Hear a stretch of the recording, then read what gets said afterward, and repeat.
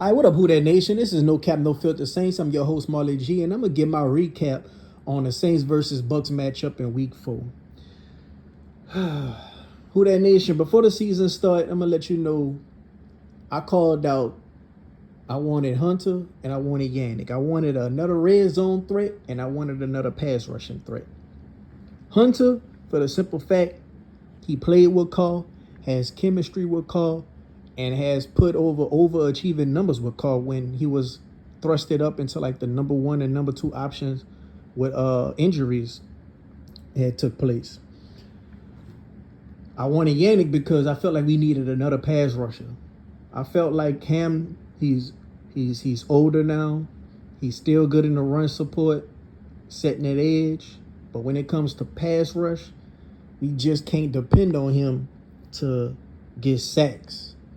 He'll get a pressure, but damn them pressures. I want sacks. I don't want you to go play around with these QBs, especially when they go scramble. I want you to go sack them. Cam is past his prime right now. Still could be a good starter, but I want a pass rushing specialist. I wanted that before the season started. Carl, he impressed me. He impressed me the first 2 games. Even the third game, he didn't record a sack, but he gave a lot of effort, and I can respect that. I love a player that gives effort and energy. But he's still developing. He's still learning. He got his bag, but he can't do it all on his own. Brian Brzee, he good. He gonna be a force, but he's still a defensive tackle. Yeah, you can get that pressure in the interior, which is good and is important. But most of these sacks come from the outside and the edge. I think we need another pass rusher bad. The defensive line, this week and last week, let Love and Mayfield extend these plays too many times to my liking. Way too many times. I think we're missing Peyton Turner in a pass rush rotation. I think he will make a difference. When a guy goes out and get a breather, he could come in fresh legs and make a play, maybe. But before the trade deadline, I think we definitely need to add a pass rusher. Or we might just sit pat and wait till Turner return. As far as the red zone threat, I don't think we're going to make any changes on offense.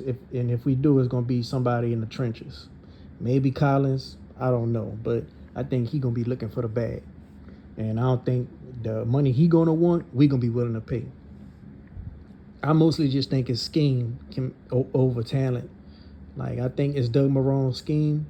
I wasn't looking at this team last year saying, oh, Andy's not getting enough time. I was just looking at this team last year saying, man, they got a lot of injuries. You know, Jarvis Landry, Michael Thomas, you name it. Everybody on the offensive line then went down. So they were just playing musical chairs in the offensive line. But I really think it's the scheme with Doug Marrone. Whatever assignments he's teaching them to take hold of, they're not picking it up. And as far as Derek Carr, I feel like his shoulder ain't have nothing to do with his performance today. I feel like he holds the ball a little too long for my liking. I feel like in a red zone, he has to get better. Like, we have to cash in. With this defensive team we have, once we in the red zone, we has to cash in. I feel like the play that he threw to Olave, he waited too long. But at the end of the day, the ball hit Olave in the hands. Olave has to come down with that catch, or at least draw the flag by jumping. He should have jumped back and tried to catch that ball. That's the difference between him and Garrett Wilson when they say Garrett Wilson got that dog in him. That's why Garrett Wilson got Rookie of the Year, because he made plenty of plays like that, and not so much Olave. If you want to be recognized as that dog and that number one receiver, you got to make plays like that. That's game-changing plays. Another game-changing play was the Prentice fumble and the Prentice pass drop. Now, the Prentice pass drop, I don't really think that just changed the game that much. Maybe we would have, marched on and got a field goal at the least, but I don't know. Who knows? Probably still would have got a 3 and out after that. But the fumble, it really hurt us. This is a dogfight type of game. We all knew it was going to be a pretty hard-nosed, nip-and-tuck type of game. So when you give the offense easy points like that in the red zone by a fumble turnover right before the half when you just know all you got to do is have ball security. You ain't even much got to fight for extra yards. Just have ball security. That's crucial. Now, maybe Prentice shouldn't have been in on that play, but he's a vet that I'm pretty sure the offensive coaches trust. Like, you cannot fumble right there. You cannot. That was just a gimme touchdown for the Buccaneers. And Baker Mayfield, he played a pretty solid game. He was scrambling when he needed to. He was extending drives. He was getting the ball to the right players. He got real lucky that Lonnie Johnson dropped that pick, though. That was another guy that I felt like, should take partial blame as far as the players concerned, was Lonnie. I don't think that was a game-changing pick, but if he would have picked that, we would have been right in the red zone or close to it. Maybe that could have gave us a field goal, if anything. Other than that, I feel like we missing the Debo. Maybe we missing May because they just going at 27. They going at Yadam. They just going at him, and he's the weak link in the secondary. He doesn't have his head turned around, and he just keep on face guarding these wide receivers. I'm not liking that, and even Alante doing it too. He just face guarding these wide receivers. They have to turn around. The one time he turned around, he caught that pick. I wish it wasn't at the 1 yard line. I wish it would have been a touchback, but it wasn't. Jameis Winston, poor Jameis Winston. All the anti-Jameis Winston people got something to say now. Because that one pick he threw in garbage time, that I think that him and Olave just wasn't on the same page with. I think Olave and him wasn't on the same with the route. So the Jameis Winston anti-people are going to take it any way they could get it and say, oh, you see, he was going to be doing that all game if he'd have started anyway. That's all they needed. That's all they needed for their fuel. I can't wait till Adebo come back. He be getting a lot of flags and critical moments, but as far as coverage go, for the most part, he's gonna cover up his man better. And I wish that we use Marshawn to make him shadow people more, but they just gonna have him on one side, whichever side they want. But who am I to say when our defense is playing good? This particular game right here, I think the offense let us down again. And it's Pete Carmichael. And I'm not sure if Ronald Curry will do a better job. I'd rather take my chances with Gruden and deal with the scrutiny that come with it. Of course, I would rather chop off the head and let Dennis Allen go, but that's not going to happen. I just feel like Mickey Loomis, he is going to keep giving this guy a chance. So we can only take what we can get. And if we could just switch out the offensive line and the offensive coordinator, I'll take that. Like I say, maybe whatever Pete Carmichael got going on, maybe that rub off on Curry. But I don't know. But I feel like our play calling in certain moments, like when it's like third and short, I think we try to catch the team off guard and try to go for a deep shot. But that's not going to work all the time, especially when teams are kind of prepared for it now. Like we got bailed out with it the first 2 weeks, but that's not going to happen week in and week out. Sometimes you just got to go for the first down at the sticks and take what the defense give you to live to see another down.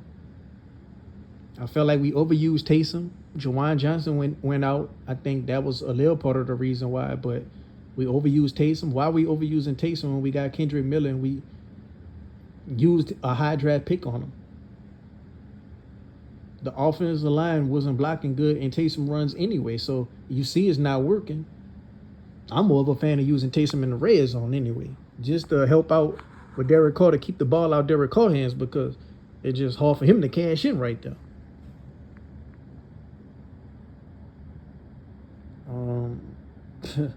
Other than that, I mean, I feel like Pete Warner, he missed some tackles today. Caught him slipping on some bad angles.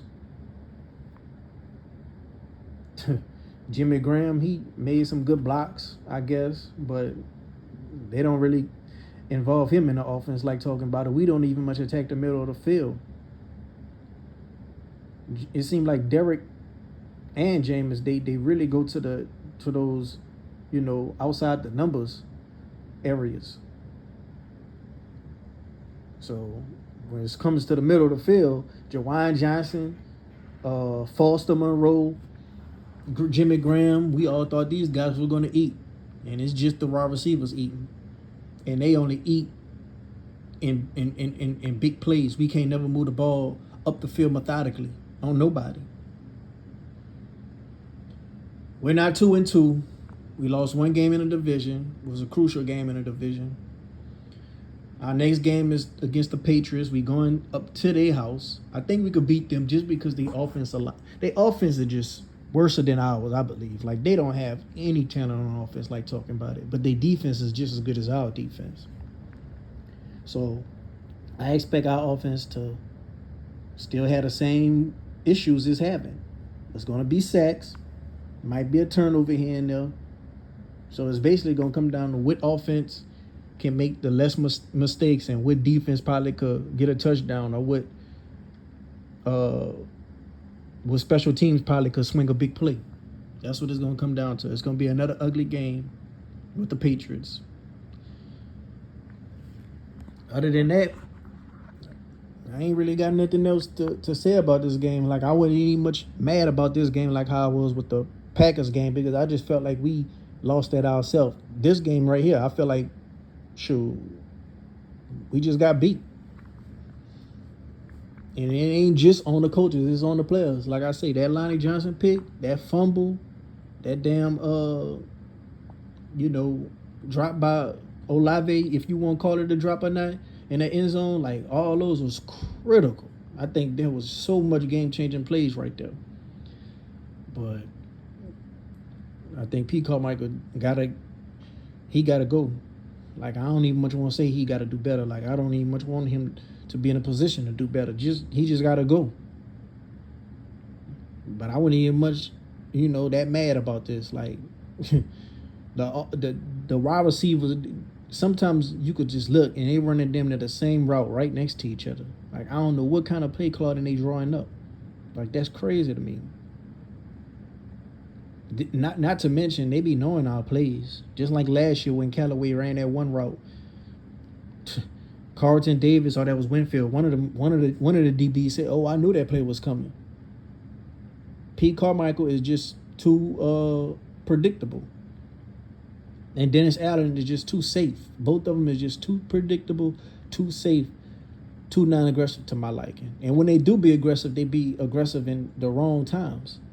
Yeah, it worked out week 1 and week 2, but we can't just let that's not going to bail us out week in and week out in the NFL. And Dennis Allen, he's just a defensive coordinator masking as a head coach. Yeah, if this was a different era, Dennis Allen would be a good-ass head coach. But this is 2023 where you got people like the Bucs. I mean, not the Bucs. You got people like the Dolphins putting up 70. It's not going to cut it.